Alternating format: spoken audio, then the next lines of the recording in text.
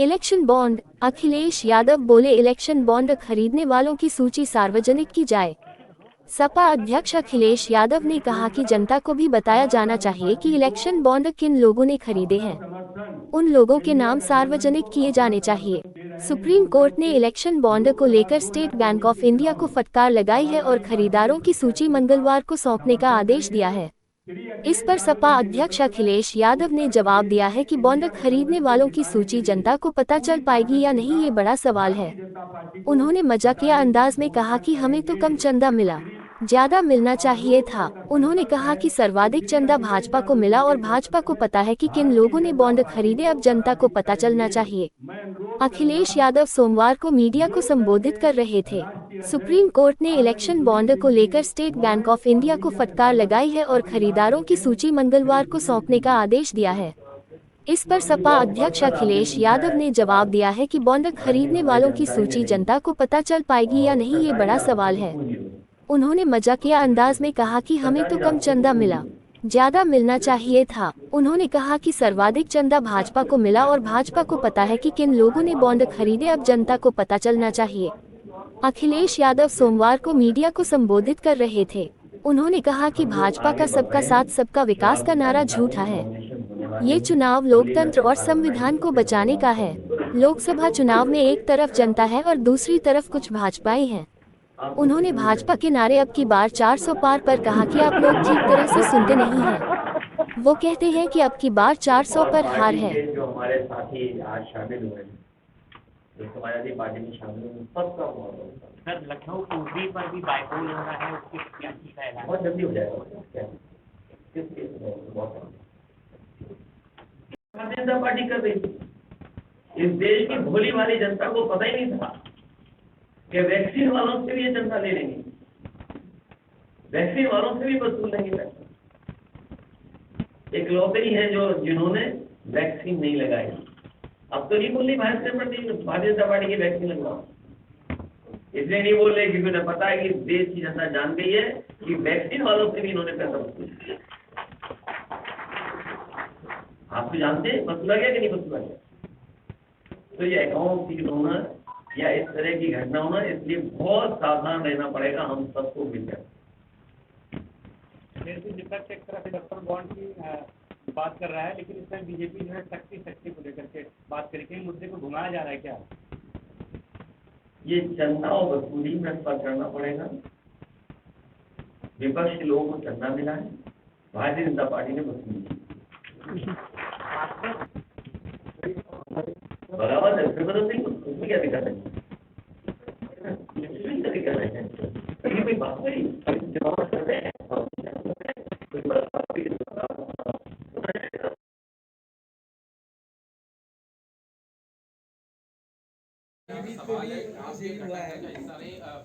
अपना जो कबीरावादी के राष्ट्रीय अध्यक्ष ने कल प्रेस कॉन्फ्रेंस करी, उन्होंने कहा वो इंडिया गठबंधन के साथ है और समाजवादी पार्टी से मेरा रिश्ता 2022 से, लेकिन उसके बावजूद उन्होंने 3 सीट पे अपना कैंडिडेचर घोषित कर दिया, जिसमें समाजवादी पार्टी ने मिर्जापुर पे अपना कैंडिडेट घोषित किया है। 22 का गठबंधन था, अब 24 में नहीं है। वो कह रही है कि डिसीजन आपके ऊपर लेना है। गठबंधन यानी गठबंधन टूट गया है, 24 में नहीं है, यानी कि टूट गया। अभी आपको क्या लगता है? लेकिन वो कह रही है कि कोई अपनी टिप्पणी नहीं। सच्चाई ये है कि भाजपा हटेगी तो देश बचेगा, और ये बात हम लोग यूं ही नहीं कह रहे हैं। हालत देखिए क्या है,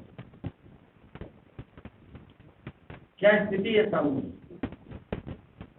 इसलिए देश बचाने के लिए भाजपा हटे तभी देश बचे। तो राहुल गांधी ने कहा कि चुनाव लड़ने तक के लिए भारतीय जनता पार्टी और भी कुछ कर सकती है। इसीलिए मैंने कहा मतदान और सावधान दोनों करना पड़ेगा। मतदान तो करना ही पड़ेगा, लेकिन मतदान तक हम सबको सावधान रहना पड़ेगा, क्योंकि हमें अपने बूथ की भी रक्षा करनी है।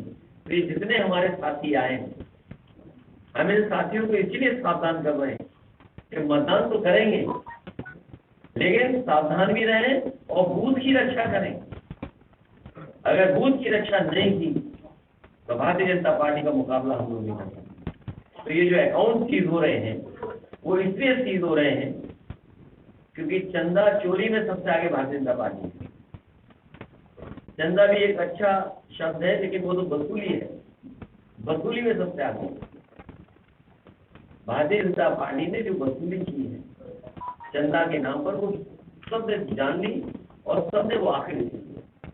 क्या कोई कल्पना कर सकता है कि एक कंपनी 1000 करोड़ रुपए दे, कोई कंपनी 500 करोड़ रुपए दे, कोई कंपनी 400 करोड़ रुपए दे, और जिस तरह की स्टोरीज उसके पीछे आ रही है, ईडी में इनकम टैक्स पहुंची, उसके दिनों बाद नुकसान हो गया।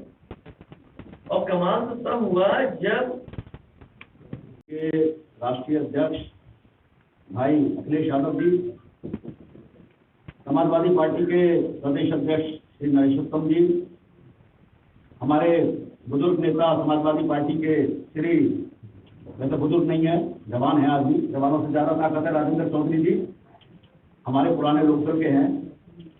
लोकदल के नेता हमारे प्रदेश अध्यक्ष अखिलेश मुन्ना जी, राव साहब, सभा में उपस्थित सभी सम्मानित विभिन्न दलों से आए कार्यकर्तागण जो आज समाजवादी पार्टी में शामिल हो रहे हैं, और मीडिया के भाइयों, आज देश का तो 2024 का चुनाव है, ये लोकतंत्र बचाने का, जैसा कि अखिलेश जी कहते हैं संविधान बचाने का आखिरी चुनाव है, संविधान मंथन का चुनाव है, और लोकतंत्र बचाने का एक ऐसा चुनाव है जिसमें आज देश बहुत बड़ी विषम परिस्थितियों से गुजर रहा है।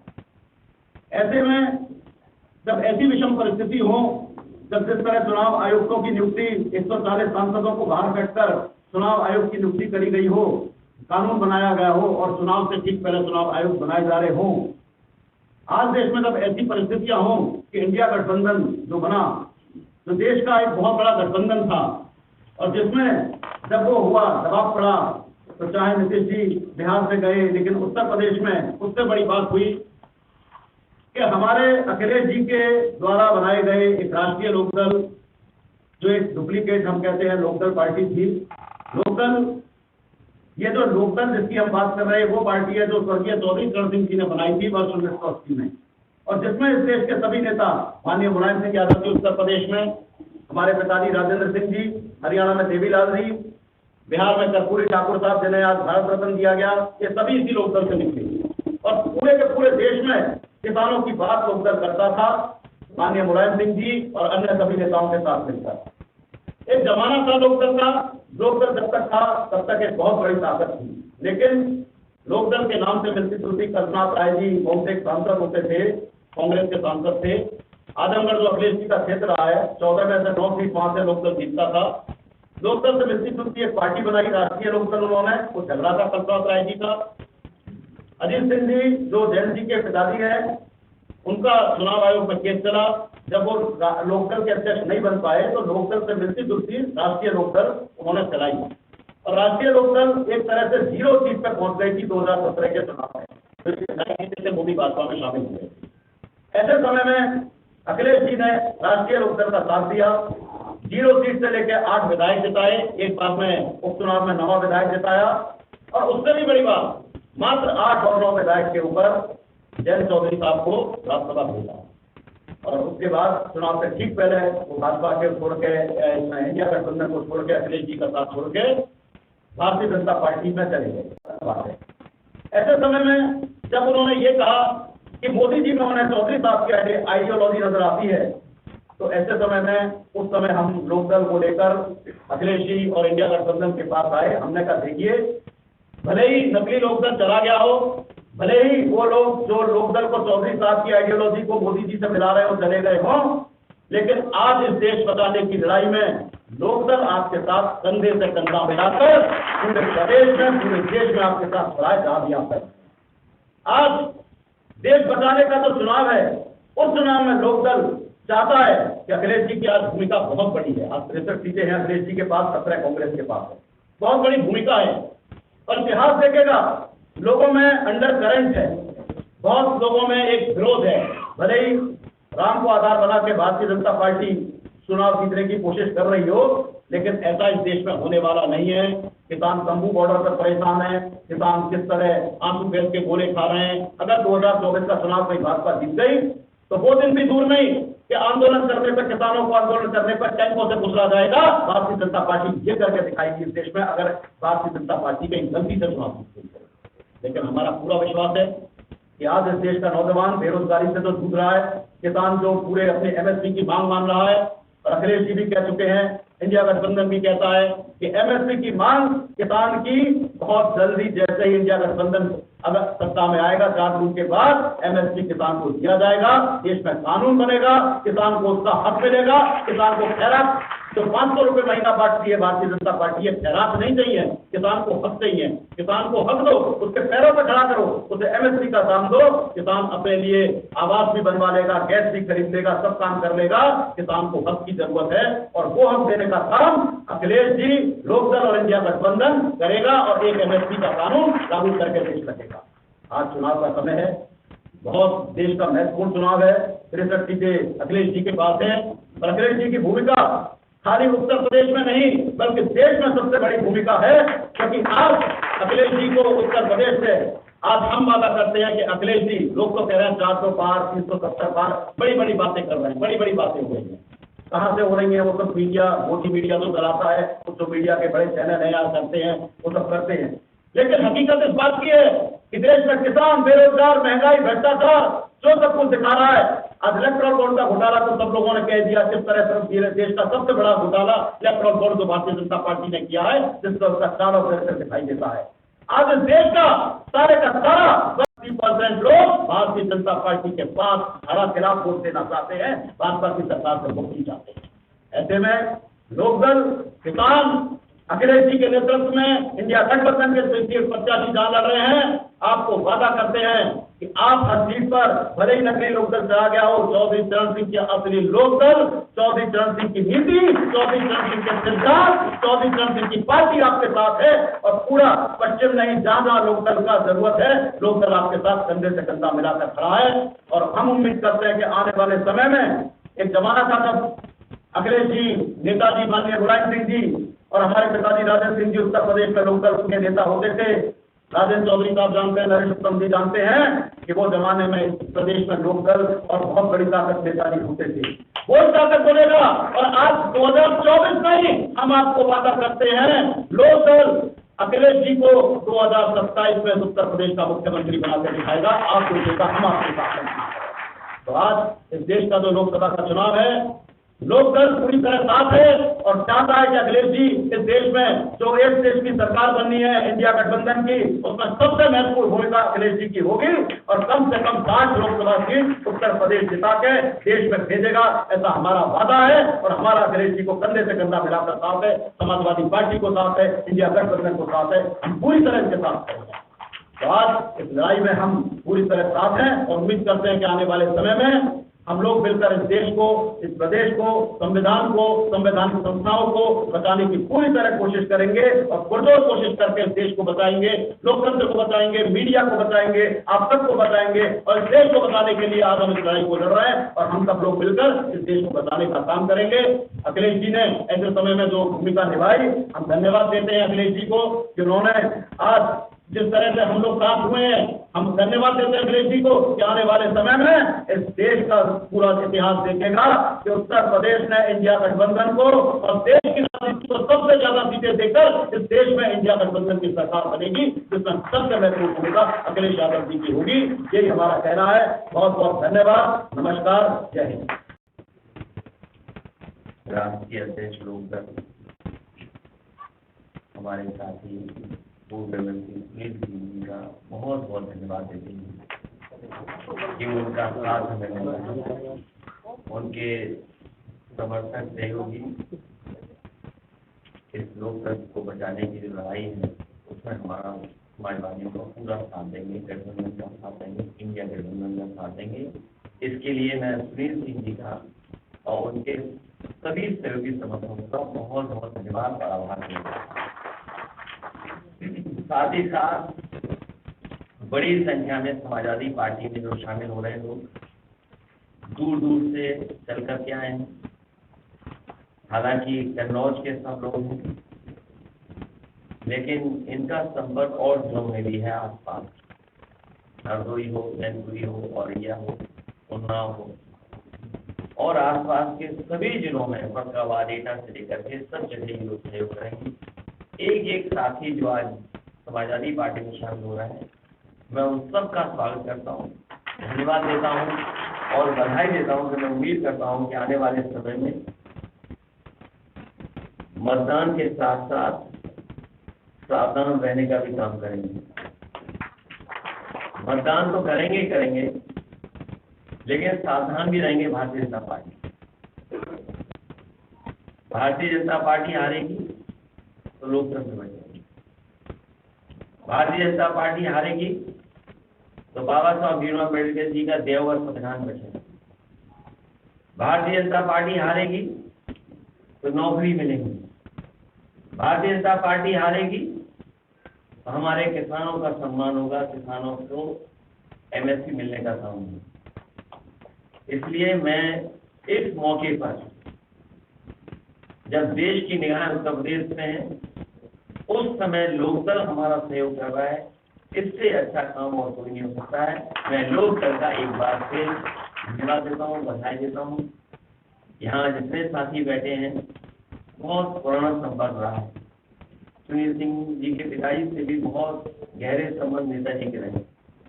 एक परिवार की तरह दोनों लोग थे। और जो पुराने लोग हैं, पत्रकार हमारे साथी या मंच पे हमारे साथ जो बैठे हैं, वो जानते होंगे कि सुनील सिंह जी के पिताजी के साथ और उनके परिवार से कितने गहरे संबंध समाजवादी और नेताजी के थे। उस समय जो संघर्ष दोनों ने मिलकर की, उस समय की जो सरकारें थी, उनसे मुकाबला करने का काम। अभी जैसा कि बताया कि चौधरी साहब जी का भी बहुत साथ रहा। हमारे बगल में बैठे राजेंद्र चौधरी, सुनील सिंह जी के पिताजी, और वो एक साथ चुनाव लड़े थे 1974 और 1974 ऐसी गिनती है, उसी उम्र के हमारे चौधरी साहब। कब 74 और कब 74 के हो गए, ये बहुत पुराना संबंध है।